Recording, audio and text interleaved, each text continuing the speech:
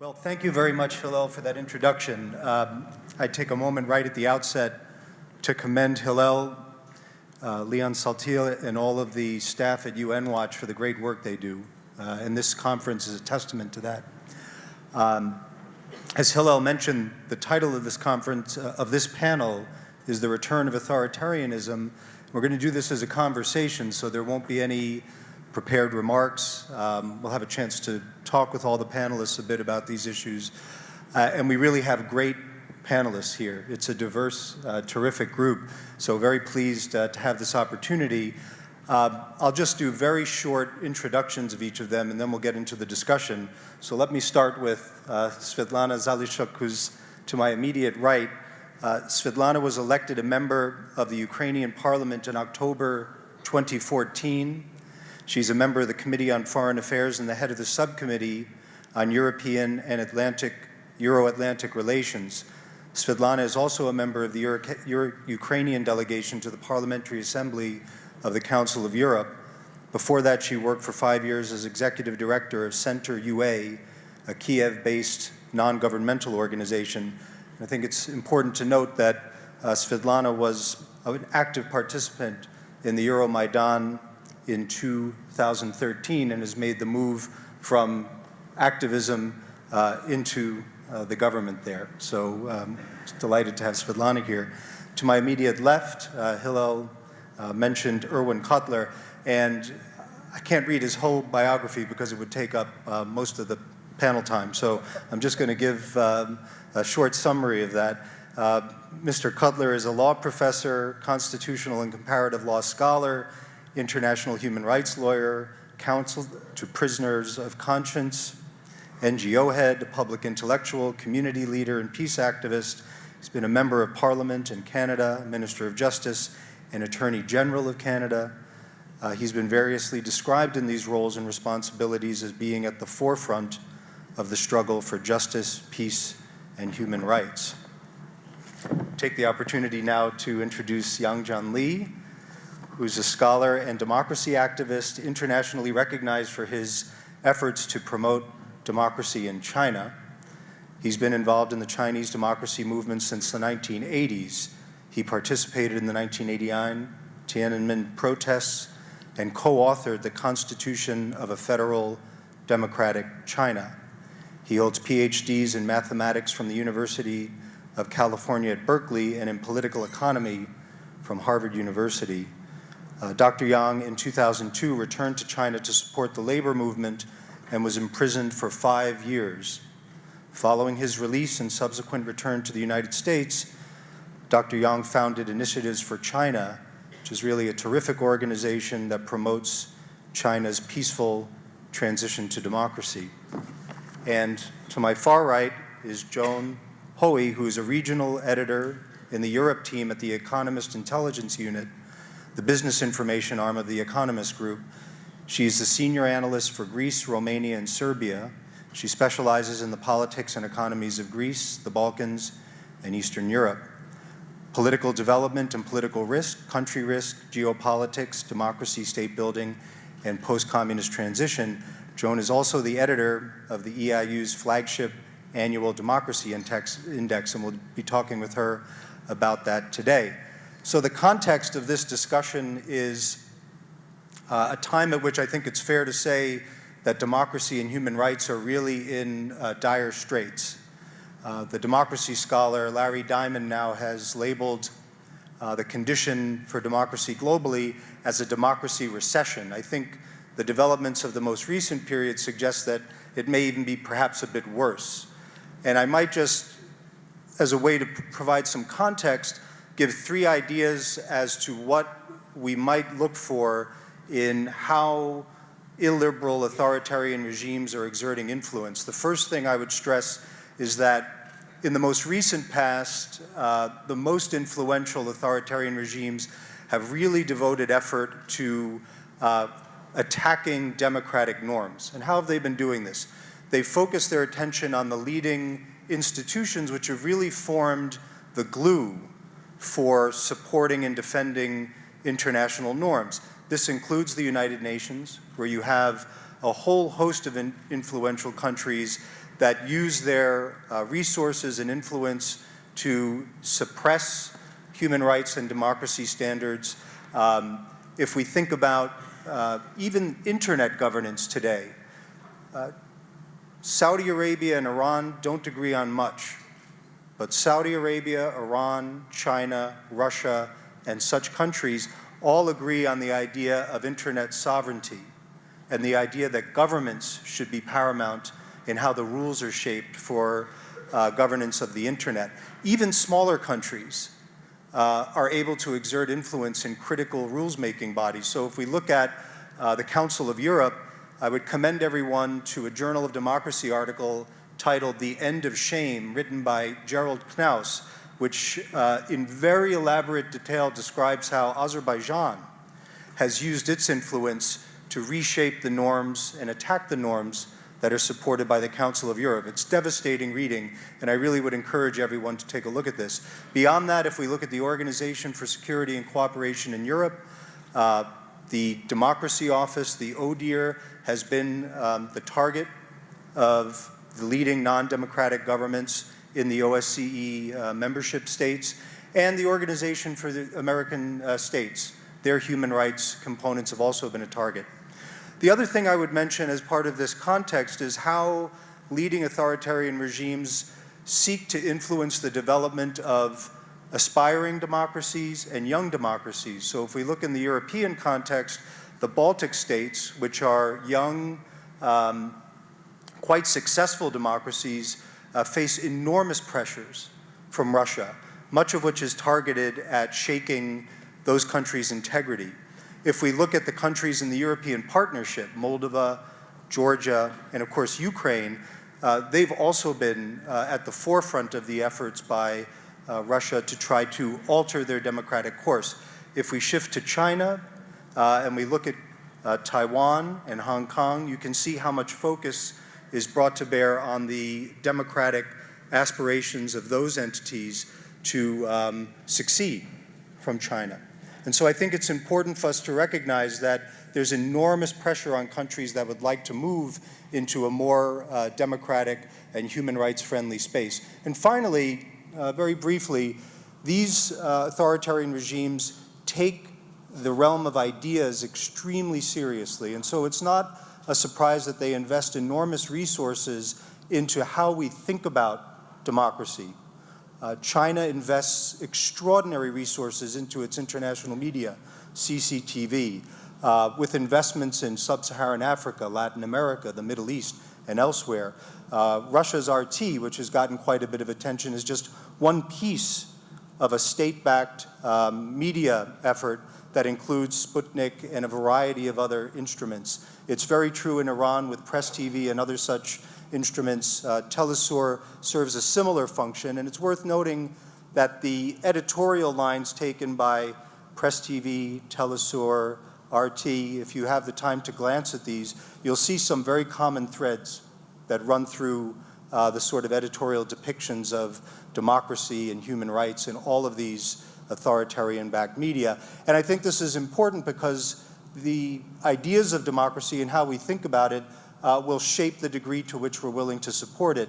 And I think the non-democratic regimes understand this very well. And this is why they devote so much attention to this. So what I'd like to do is just as a little bit of fodder for the discussion is to have a discussion now with the panelists. And I'll start with Svitlana. I mentioned the pressures that are exerted, certainly in the immediate neighborhood of Russia, on countries that have democratic aspirations. And I wonder if you could just say a few words about how we should think about the context of Russia's approach towards Ukraine, and how should we understand what's happened in the most recent years? Thank you, and good morning, everyone.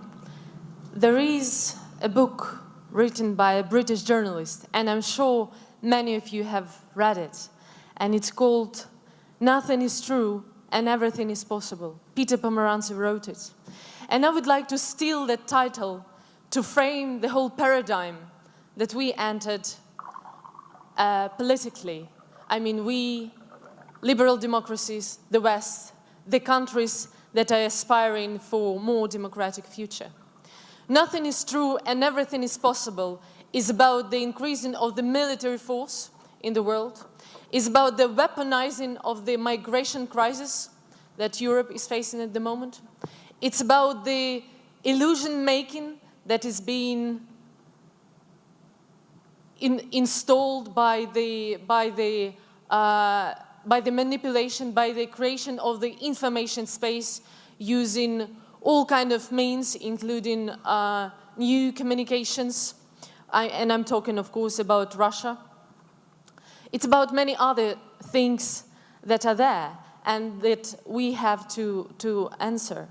In fact, I'd say that post-Soviet gravitation that is embodied into the imperialistic ambition of Putin to create this Eurasian space in the Eastern Europe is still the strongest force in the region.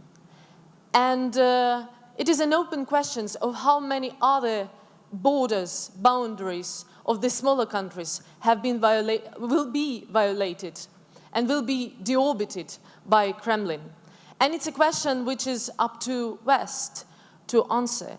And I think that it depends much on the approach that have to be reconsidered to perceive Ukraine, Georgia, many other countries, you name it, as the backyard, as the sphere of the legitimate interests of Russia. Well, in fact, I have to say that 2 years ago, Ukraine probably was part of this big puzzle.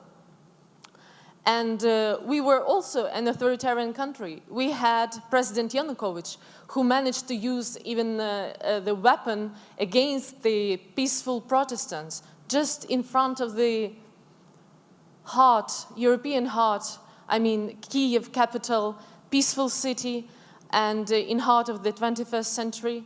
And many people, beautiful people, were dying for their freedoms, for their rights. But I think that we have been infected too much with this virus of freedom yet during the Orange Revolution 2 years ago.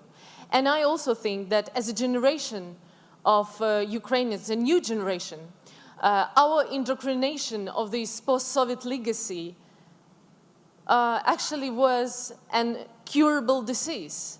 So that's why we broke the vicious circle and we managed to make our conscious choice, and this choice our European future, our Euro-Atlantic future.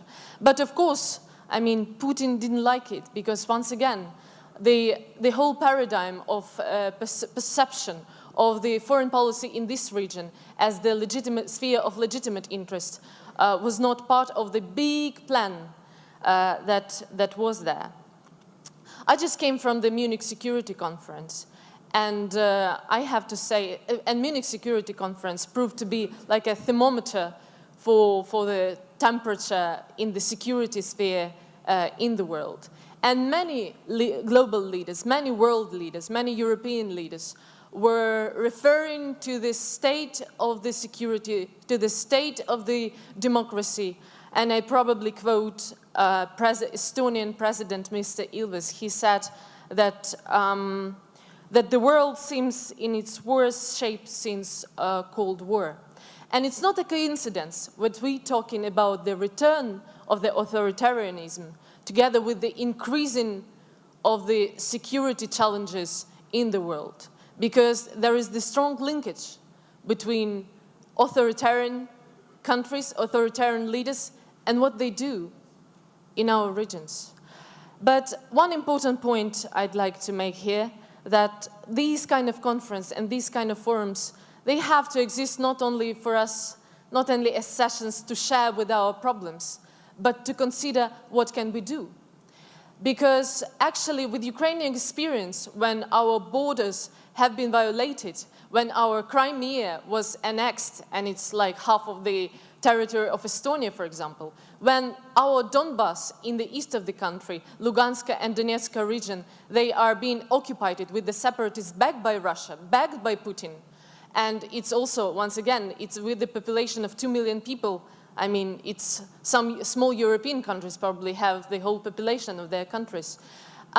So with these kind of things, we have to reconsider to what extent the traditional guardians of the world values and world principles are capable to prove that they can do something about it. And I'm talking about United Nations, and I'm talking about Council of Europe, and I'm talking about OSCE.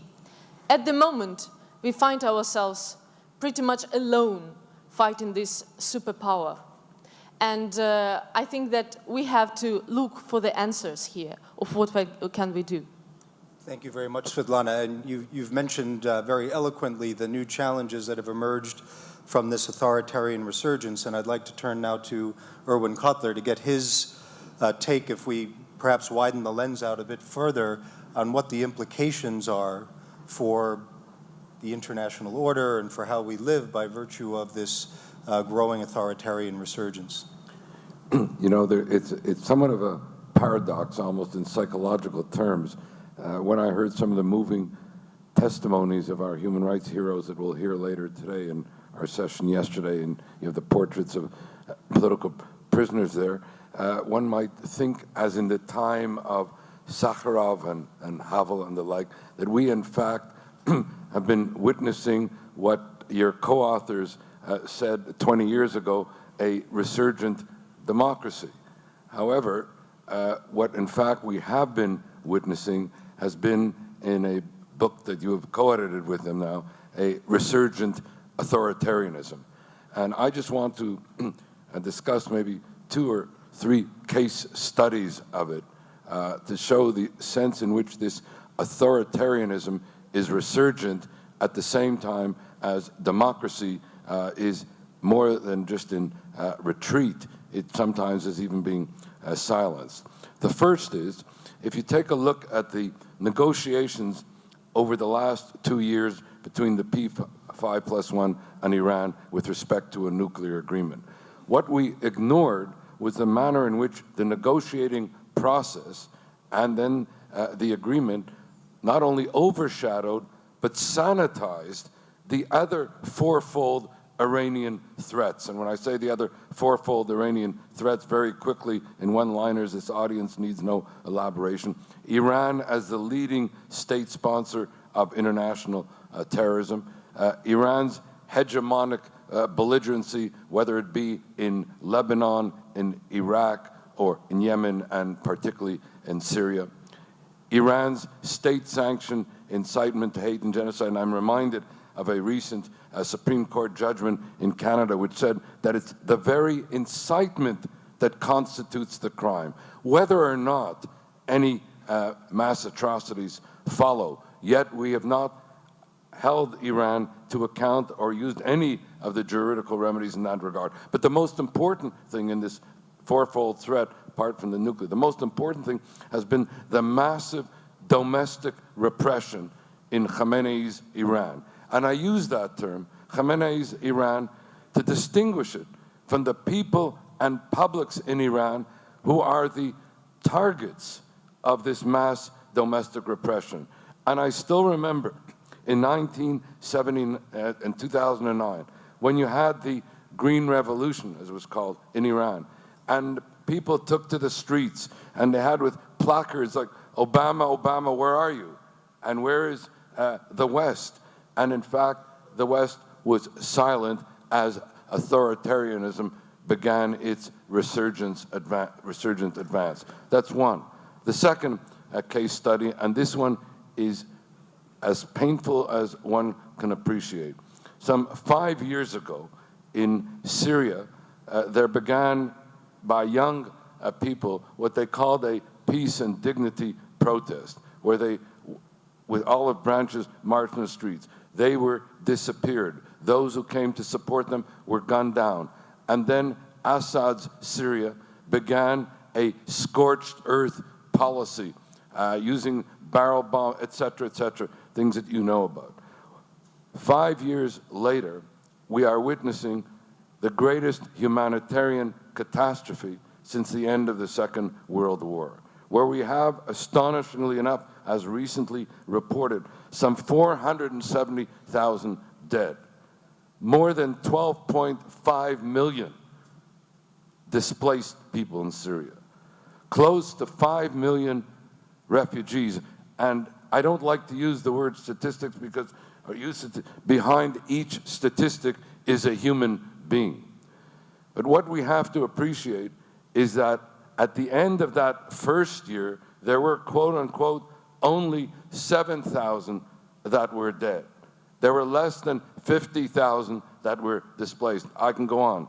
The point is that those of us who argued then that what we were witnessing in Syria were war crimes and crimes against humanity, and under the responsibility to protect doctrine, whose 10th anniversary we're now commemorating, where you have a situation where there are war crimes and crimes against humanity in any country, and the government of that country is unable or unwilling to do anything about it, or worse, as in the case of Syria, is the author of that criminality, then there's a responsibility on behalf of the international community to intervene and protect the innocent targets, the innocent victims. But those of us who argued in favor of a responsibility to protect, of a no-fly zone that could have stopped the barrel bombing, of humanitarian protection zones that could have given safety, we're told, if you intervene, this will lead to civil war,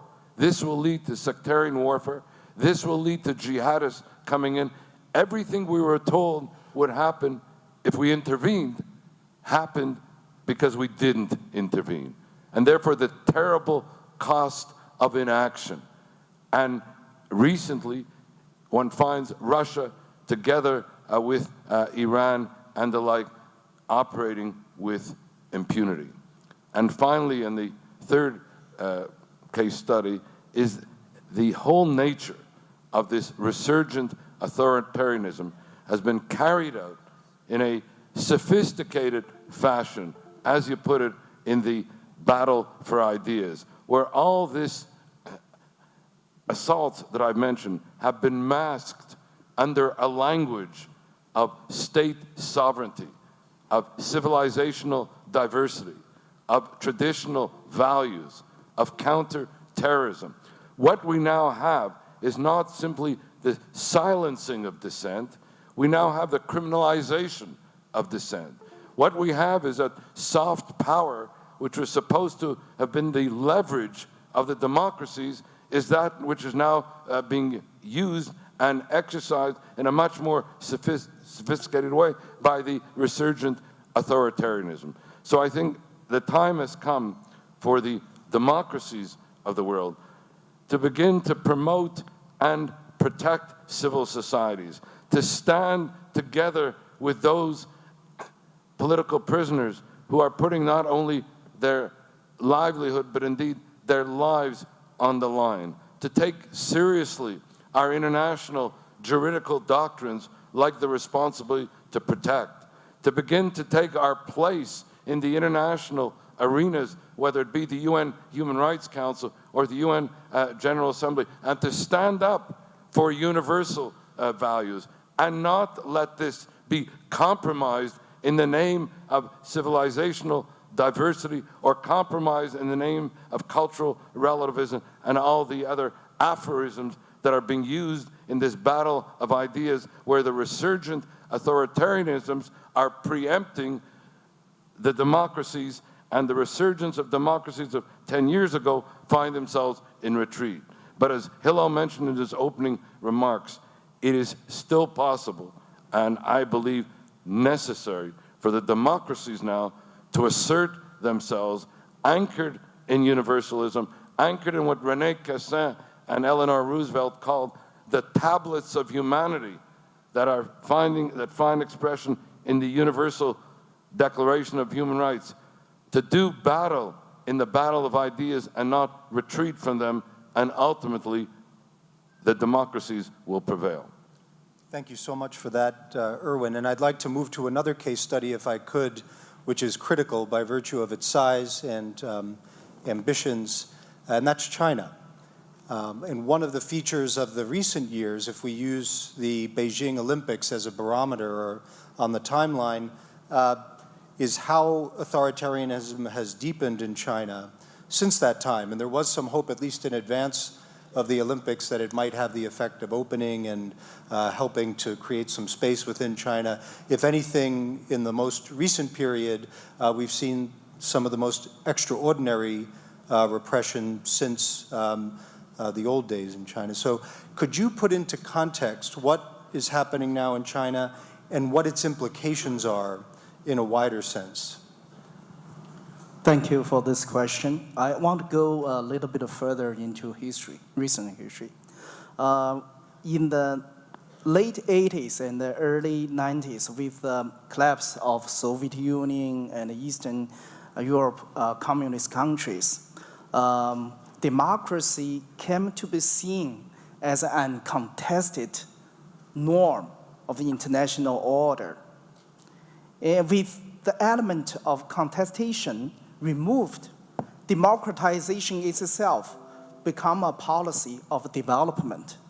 It's no longer competition of values, no longer competition of ideas. That time we didn't realize that.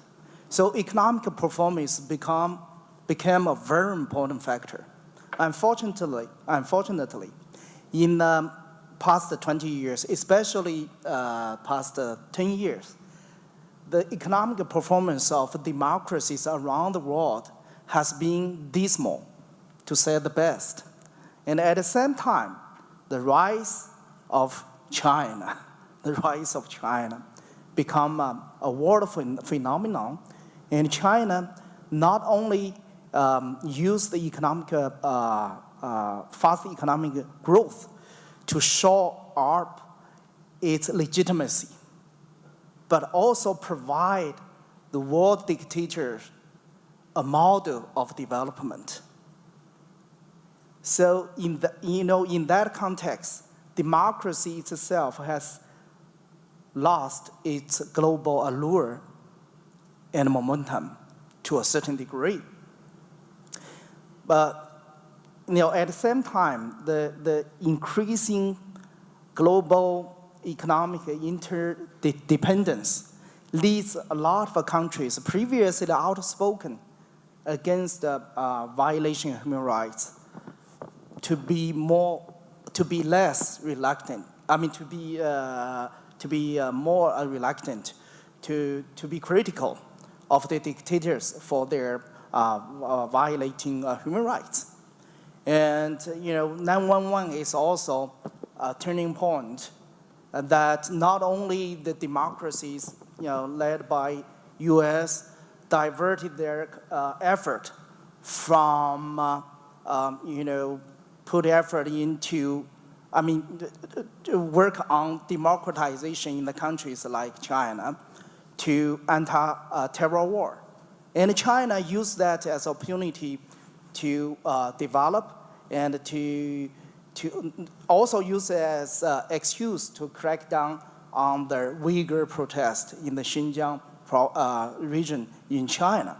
So with all this happens, I want to say,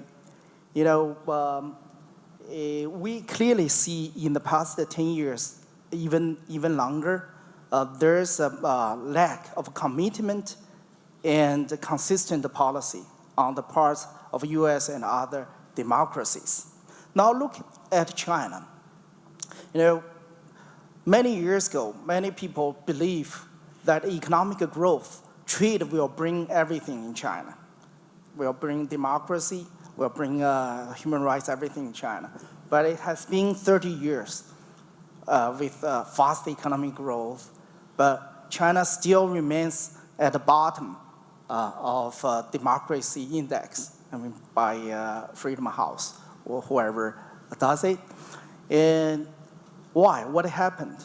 So to me is China is a later comer in economic modernization, economic development. So the process has been largely orchestrated and controlled by the authorities, so that the government has been able to co-opt the middle class, so-called middle class, and elite into the government, so that the middle class and elite will not become the social segment demanding for more freedom. And actually they become a part of the political status quo. But that way to rule China become increasingly costly because you have to exchange corruption for loyalty. So the ruling become costly. With economic downturn in China, which has been, economic growth, fast economic growth has been the major source of China's legitimacy. But now that is in question. With economic downturn, that will lay bare the sufferings of our own people. Not only that the middle class produced by the fast economic growth in the past 30 years will gradually leave the government. So that will become a real challenge to the current regime. And with the succession of power, so I think the crisis will come together. So it's very interesting to see what is going to happen around the succession of power in 2 years. Yeah. And Yang, you raised, I think, what's a very important point, and it gets to this issue of our assumptions. I think if we look back 20 years ago, and Irwin also alluded to this, all observers thought that countries like China, Russia, and others, even if the path wouldn't be so clear and so smooth, that inevitably with economic growth, you would have political liberalization. Might take time, but that was the assumption. And I think what we've seen in the most recent period is that this assumption has really been challenged in places like Russia and China and elsewhere. And this whole idea that ipso facto, if you have economic growth, it will open the space for media liberalization, political liberalization. And I think this also raises some questions of the methods the democracies use to engage politically illiberal regimes even today. There are other cases that are very relevant, including countries like Cuba, just how we engage with them in order to get outcomes that are good both for the citizens of those countries, for their neighbors, and for the wider world. So I think this is a critical point. So now I'd like to turn to Joan Hoey and ask for a kind of wider look at how the EIU's Democracy Index has seen the global trends, just to give a sense of what sorts of patterns and trends. Certainly in the last year, the title of the findings was Democracy in the Age of Anxiety, so that gives a sense of where you've seen things, but if you could tell us a bit more, it would be terrific. Thank you very much, and I should tell you all that the Democracy Index is available free, is a PDF on our website, eiu.com. Yes, it's called Democracy in an Age of Anxiety. It's interesting that this report was published about a week before Freedom House published theirs. We didn't know the title of the Freedom House report this year, but I think it was Anxious Dictators, Wavering Democracies. So it's quite interesting, with no communication between our two organizations, that we both hit upon this theme of democracy in an age of anxiety and wavering democracies. Now, our index covers most of the world, 167 countries and microstates. The report looks in detail at developments in all the regions of the world. So I would urge you to have a look at it. It's looking at trends in Latin America, where over the past year we saw this unprecedented upsurge of popular anger about corruption in places like Venezuela and Brazil and so on. We covered the whole world, but what I want to really focus on in my opening remarks is, because I think we have more eloquent speakers to talk about what's going on in these regions, I want to say that the problem is not just over there, in Russia, in the CIS, in China, in Africa, in the Middle East. It's here. It's in the heart of the leading democracies, and there's less recognition of this phenomenon.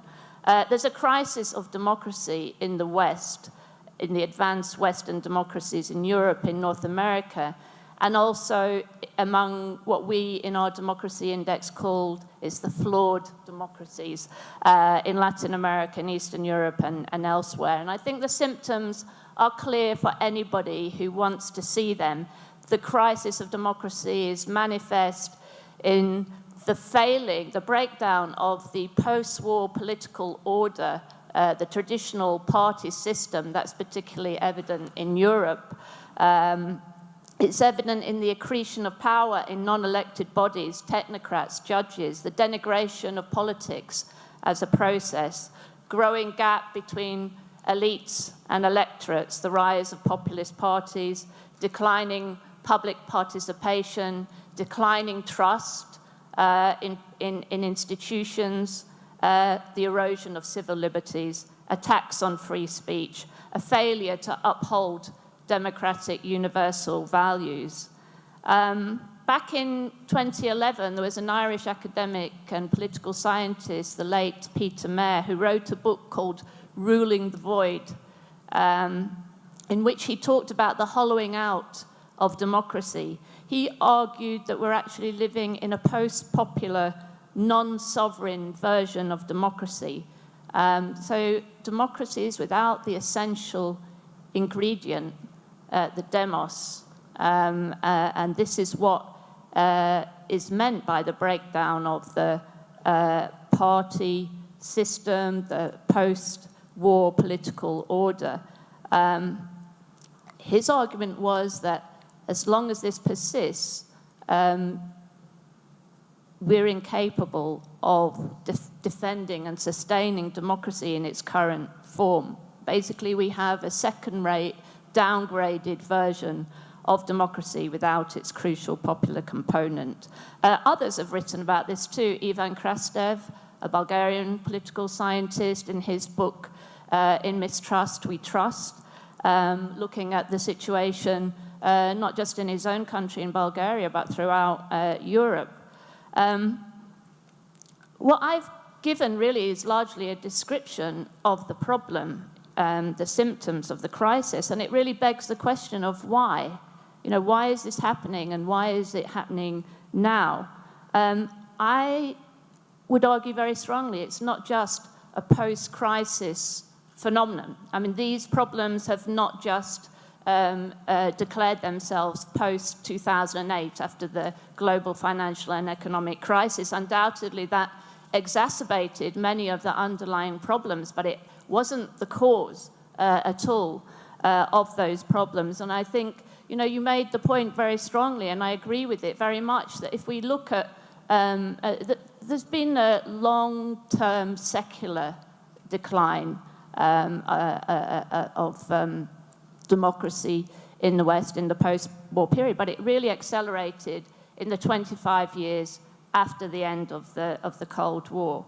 And Krastev actually posed that question, you know, why did the triumph of democracy in Eastern Europe, or after 1989, why did that lead to a crisis of democracy, a questioning of democracy in the West? And I think that point about the removal, well, the discrediting of all alternatives, for a start, of the Soviet Union, of the communist model, has exposed some underlying weaknesses and problems in the West. And what we're really talking about when we talk about a crisis of democracy, we are talking about a crisis of ideas, a crisis of values, a crisis of beliefs. We live in an era which is characterized by a sense of displacement, a loss of certainties, of not knowing what countries stand for anymore, what elites stand for, what political parties stand for, what values bind us together as societies. You know, what are we prepared to fight for these days? Now, many people really up against it, where fighting for a democracy where it's a question of life or death in places in the Middle East and elsewhere might think they would like to have the problems that we have in Europe, in the West, actually. That's maybe an attractive proposition.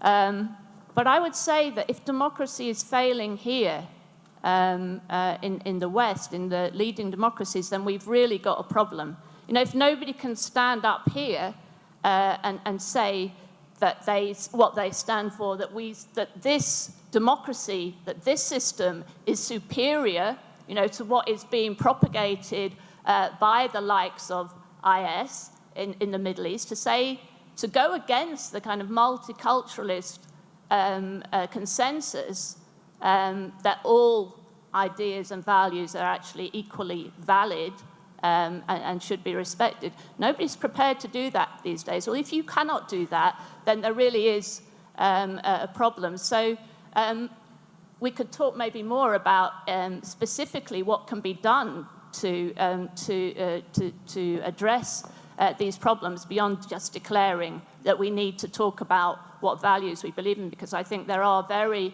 concrete and specific things that democracies can do, but maybe we can come back to that So later. I think Joan has quite properly cited the companion challenge that has emerged in the same period with the return of authoritarianism. This has been the erosion of democratic standards in key regions of the world where people thought democracy was on a strong trajectory. This includes the new EU member states, among others. And in the United States, we have our own challenges that have emerged. I mean, one other factor I would mention, which I think we haven't come to grips with, is how media has evolved over the last generation. I think you quite correctly noted that the financial crisis wasn't the underlying cause of some of the challenges to democracy.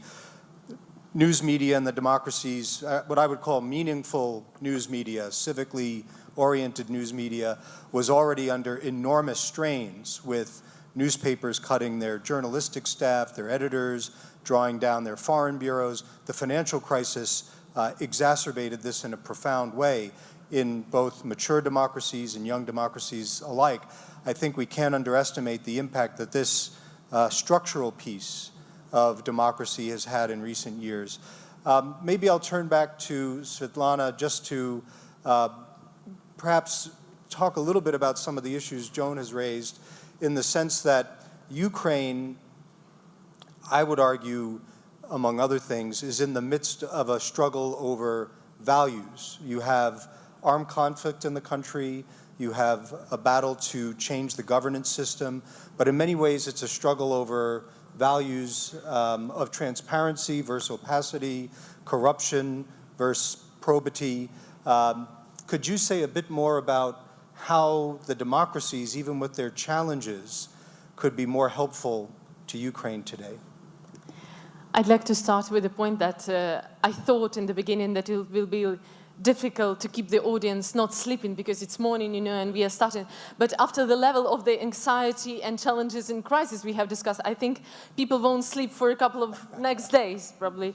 But, after all these interactions, you feel like actually our planet is not the most comfortable place to live in. But it's the only one, right? And I'd like to come back to what you have said. Well, yes, indeed, we have to discuss the crisis of the democracies, but in the end, we also have to acknowledge that being here in Geneva and walking through the quay by the lake, I think that most of the countries, many of the countries in the world, billions of people in the world would like to build the system of democracies that you have it here, that you have in UK and you have in these well-established democracies. So what my point is that it's not the crisis of democracy that is the challenge, but it is about the quality of the performance in the democratic countries of the governments. It's about the good governance. It's about the leaders that are not accountable enough. It's about the institutions that are not strong enough. It's about the media that are not properly controlled enough not to be financed by, I don't know, Gazprom or I don't know, some other institutions, state players like this. So my point would be, and this is my personal experience, we are a young country, we are only 25 years old, and our generation, I see any kind of development, any kind of light in the tunnel with the establishing democracy that have been achieved here in the Western world. This is what we have been fighting as activists and journalists for decades before. And I think the idea that can ensure our rights. And it's about the elections that are being not known, the results of them before, like it happens in many our countries that are, of the activists that are sitting here in the first row, and I'm sure you will hear it about. And also it's about political representation. It's about strong opposition. It's about freedom of speech. It's about freedom of expression. It's about freedom of assembly. These ideas, these principles have been developed and have been acknowledged as something valuable, but I think it hasn't been achieved yet. And I think our aim here is to make sure that we will have the strength enough and will have the confidence enough to move forward to ensure that these kind of freedoms and these kind of rights are being enjoyed by most of the people in the world. And I would just add, in the Ukraine case, if you want a case study for how the understanding of a country's experience and how a narrative is being contested, one only needs to look at the case of Ukraine. And I think for members of the audience or people who are watching who haven't had a chance to look at the case of Ukraine, it's so critical because Ukraine's success in many ways, if it moves from the old model of corruption, which is both occurring within the country and has implications for the countries on its borders and the European Union, if it's able to move from that sort of governance system to one that's more open, accountable, it will invariably be a better neighbor. It will be better for Ukrainians, but it will be better for Europe. And I think to the extent we can focus more attention on this to help Ukraine, it's really in everyone's interests. Coming back to Irwin, I'd like to ask, what would you suggest fundamentally, you hinted at this in your remarks, on how we can reinvigorate democratic solidarity? If we turn back the clock to the late 1970s, just to use that point on the timeline, it was a pretty grim time for a variety of reasons. Really, we hadn't seen the full blossoming of the third wave of democracy. Things were rocky in Latin America. The dictatorships in South Korea and Taiwan had not emerged fully from their grip into the democratic space. The United States and Europe were in the doldrums in many ways, but we came out of it. There was a potential for self-correction, and I think here too, what Joan has alluded to, it's a real question for the democracies now whether this element of self-correction will kick in, which has always been the democracy's strength, and it's one of the Achilles heels of the authoritarians, which invariably come up against questions of succession and deepening repression. What would we need to look for if we were to see a better outcome in the foreseeable term in the democratic space? Well, if I look at and take as maybe a case study, our own parliament in Canada over the last 16 years, what we were witnessing really has been, it's not unlike what was happening elsewhere. It was a kind of a culture of political narcissism, I would call it, a kind of preoccupation with domestic issues and a marginalizing of foreign policy issues, a preoccupation with personalities and not about policies, a preoccupation with a kind of an increasingly emergent Twitter universe and not serious media inquiry, a politics of polarization in the political culture rather than a politics of consensus, a sense that gimmickry and gadgetry matter much more than ideas and advocacy. And so I began to feel very pessimistic about this culture of political narcissism. And then came, I have to say this at the risk of sounding self-serving as a liberal, the victory of the Liberal Party in October. And it's not the question of the party, it is some of the symbolic expressions that have emerged that may presage a new politics. For example, a cabinet formed based on the principle of gender parity, equal men and women in our cabinet. A cabinet formed that is reflective of an inclusive Canada with respect to minorities there. A commitment now to do something about the plight of our Aboriginal peoples, including in particular the missing and murdered Aboriginal women. To return to an approach of integrity with respect to criminal justice. What I'm saying is, what spawned a lot of that was increased levels of political participation, particularly by the young, and a kind of sense that if we continued with the business as usual in the politics of culture of political narcissism, then we not only will not be engaged in the international arena, we will not be engaged sufficiently in the things that matter in the domestic arena. So I have to say that what has been encouraging to me has been the emergence amongst the young people of a greater sense of political participation, and a sense that it's for the young people at this point to help determine the future. Otherwise, the culture of political narcissism will continue to their detriment and to the detriment of politics as a whole. And you hinted at this paradox where when the democracies feel insecure, they're not performing well, they tend to turn inward and become more parochial. But in some ways, and this is something that the former Czech President Václav Havel always stressed, is that you can strengthen your domestic democratic sinews by supporting and having moral solidarity with those who are struggling for democracy and human rights beyond your own borders. And I think this is also something I'd like Jianli to comment on. China has growing influence. There's enormous business integration and interests in all corners of the world, literally all corners of the world, including in the United States and in Europe.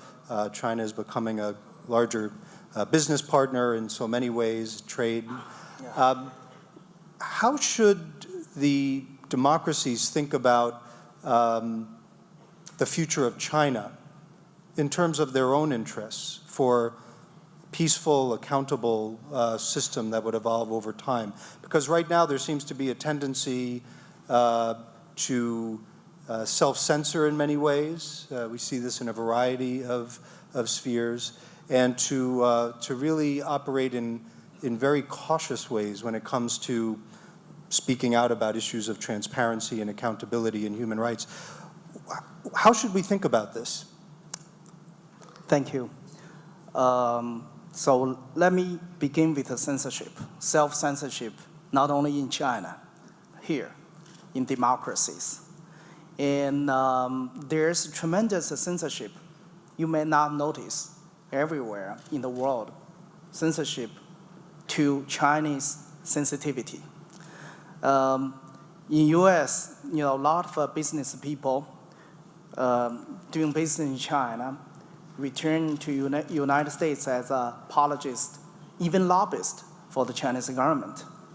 And China penetrate into academic institutions. They can do whatever they want to do and speak anything they want to speak. And a lot of professors, because of some kind of fear, self-imposed fear, that they turn not to be critical about human rights record in China. This is happening on every campus in US. And so the democratic way of life in the Western democracies actually being damaged to a certain degree by China's so-called rise of China and export we call Chinese disease. Now at this point I want to tell you there is a myth has been going on for 2 decades that if you turn to be stand firm or critical of a Chinese human rights record, China, because of economic power, they will retaliate through trade and everything else. but that's a myth. Look at how China come to where it is today. So China, in the past 30 years, relying on two sources of legitimacy. One is economic development. The other, to lesser degree, nationalism, mobilization. Okay, they rely more on economic development than any country you can think of. The economic downturn really hit them hard. So they need the whole world for trade more than any other country needs China. We have to realize that. And another thing is individual officials, as I said in my earlier remarks, the Chinese government exchanged corruption for loyalty. So they have to be allowed to be loyal to the regime. So every individual officials in China engage in some kind of business conducting. Especially to the provincial level and the lower. So very few officials actually care what you say about human rights record in China. No matter what you say, they continue to do business with you because they benefit most.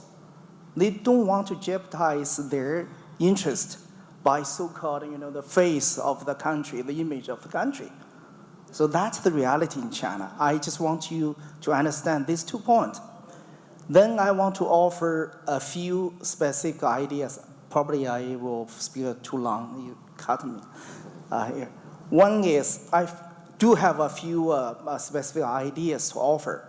Number one, we have to strengthen our political and diplomatic solidarity with those on the front line to struggle. Better we do it collectively. Democracy come together to do it. To have clear, strong solidarity with those persecuted, with the political prisoners. So we need that. Okay. Number two, rely more on law than policy. I will explain what it means. When we talk about human rights policy, everybody say we are for it. But to be honest, human rights are very inconvenient for many presidents and prime ministers. Very inconvenient. So when you talk about policy, they can change. Or they pit one policy against another. Say, trade of human rights policy will affect our trade with China, so we would not, be so forthcoming to be critical about human rights or whatever.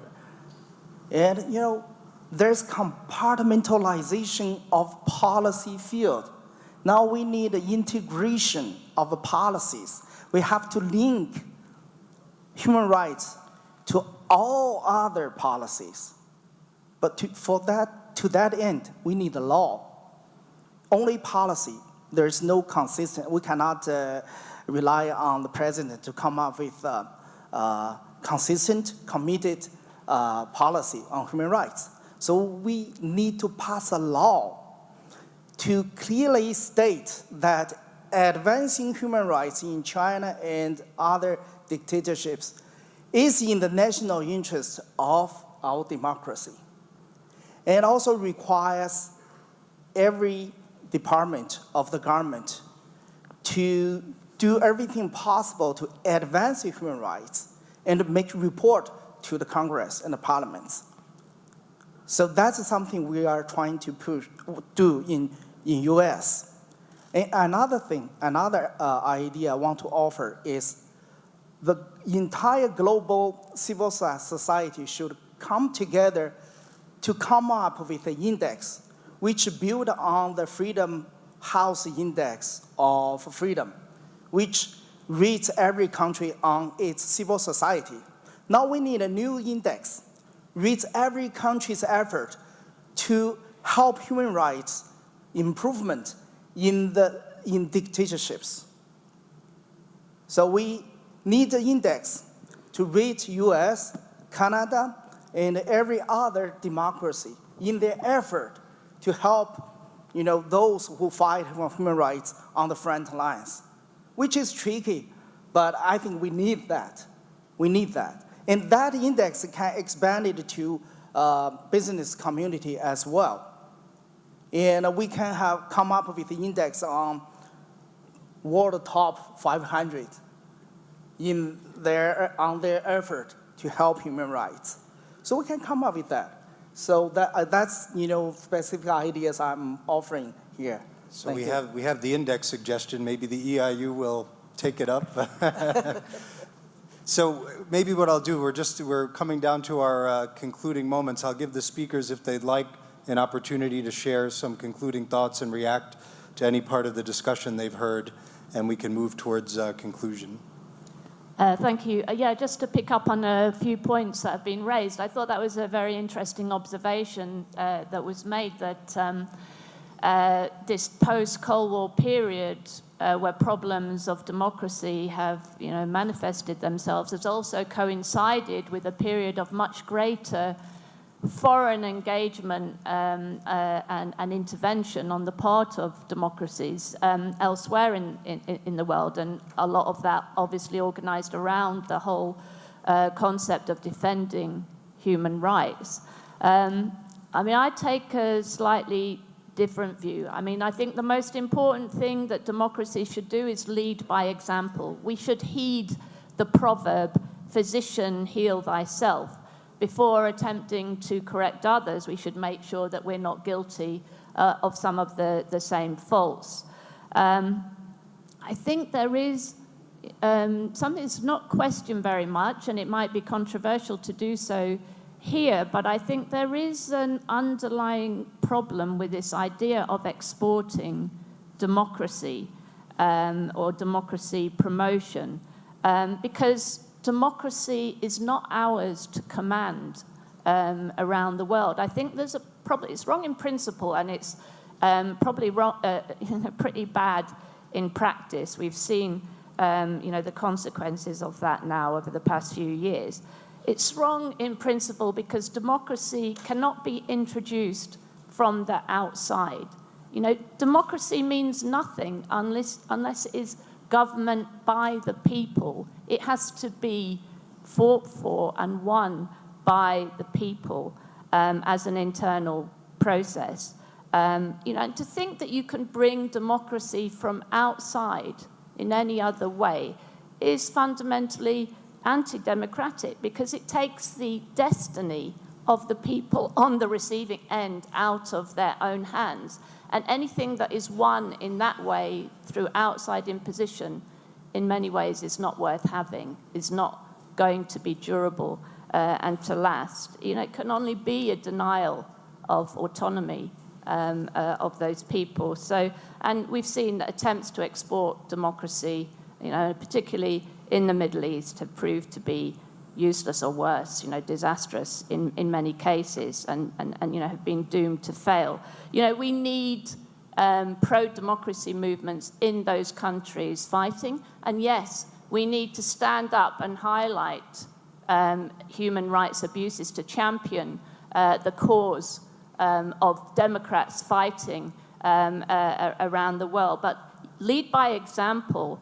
That's, I think, the most important thing that we can do, and make sure that democracy is thriving where we are in the West, that it can be a beacon for those fighting for it around the world. And the final point, just on the political participation, I think that's the most important thing. Democracy without public participation means nothing. So what can we do to improve public participation? It's about ideas. It's about being honest, seeking the truth in debates, not suppressing difficult ideas, views that you find objectionable of others. Have the most open possible discussion about the priorities of our societies, what we should be fighting for, what we believe in. Promote representative democracy. You know, none of this technocracy and quangoization and moves away from representative institutions.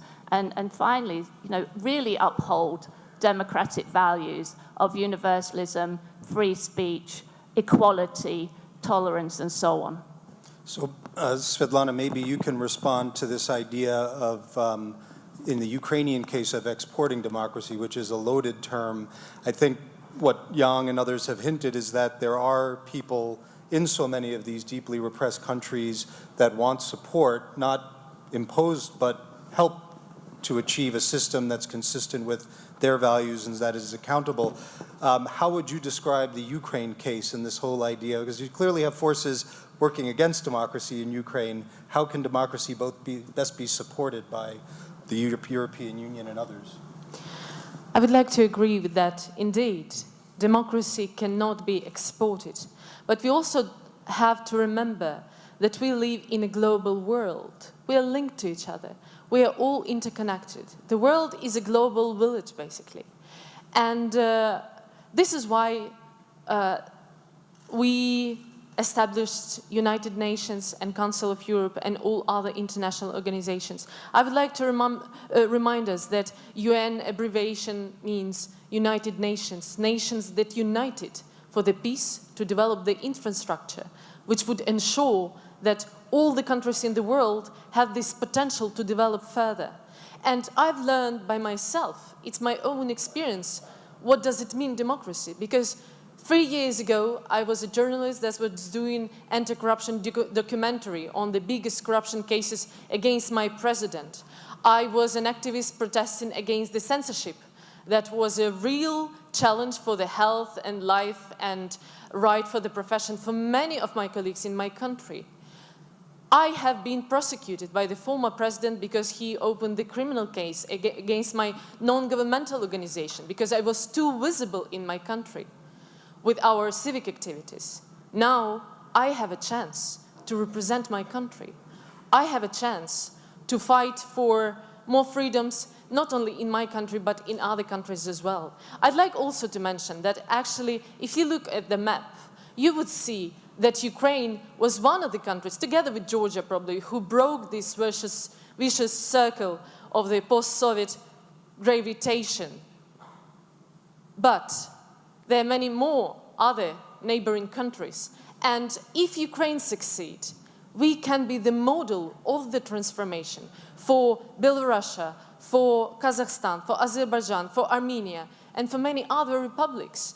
We are not present ourselves as the victim that is begging for help from the European Union and NATO. Not at all. What we are saying that you have to consider us and the investors of the extension of the democratic space, security space, economic space, because let me remind you, Ukraine is a big country. We are 45 million people. We are the territory that equals to the France, for example, and it's potentially, once again, it's the extension of the prosperity of the community that you live in. And ultimately, I think if Ukraine succeeds, then Russia will be also at some point transformed into a democratic country. And then, obviously, I think the level of those anxiety that we put on our indexes today going to be much less. Thank you. And if you'd like brief concluding comments.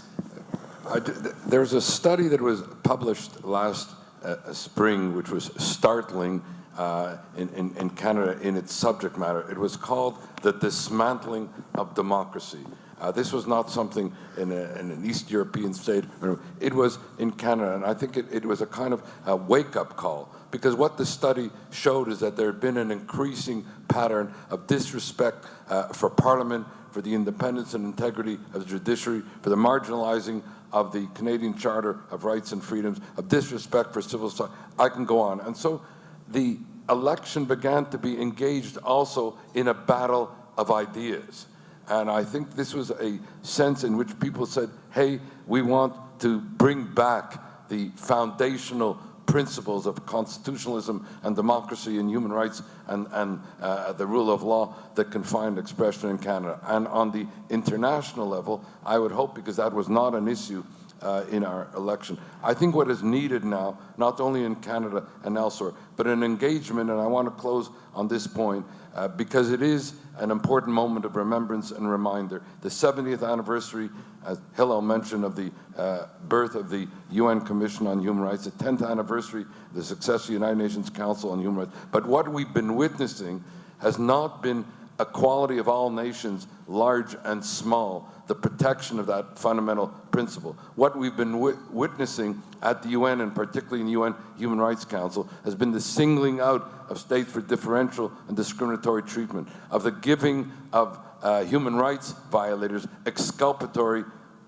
immunity, of a kind of culture of impunity in the international arena to the major human rights violators. So if we talked about dismantling of democracy in the domestic arena, which we engage with, we need to engage with this dismantling, if you will, of the rule of law, democracy, and the like in the international arena, and begin serious and substantive reform of our international institutions so that they adhere to the rule of law, universalism, human rights, and equality.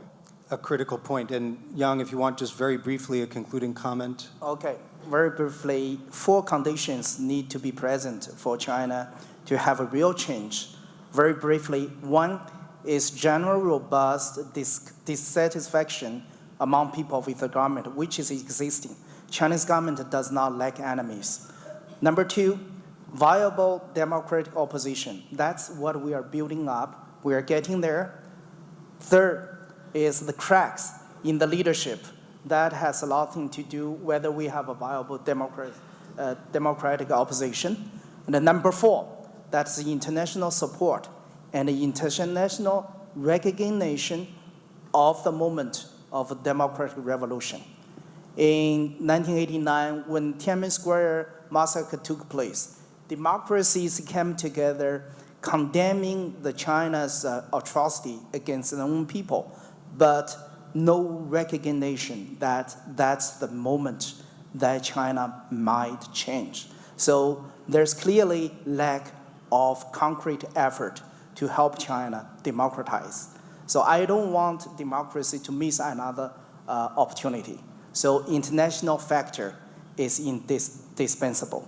Thank you. Thank you very much for that. And I see Hillel has joined us on the stage, so this is time to conclude. I'd like to first of all thank the audience for their attention, but most especially thank all the speakers for their great comments and intervention in responding to such a rich assortment of issues. Thanks to you all.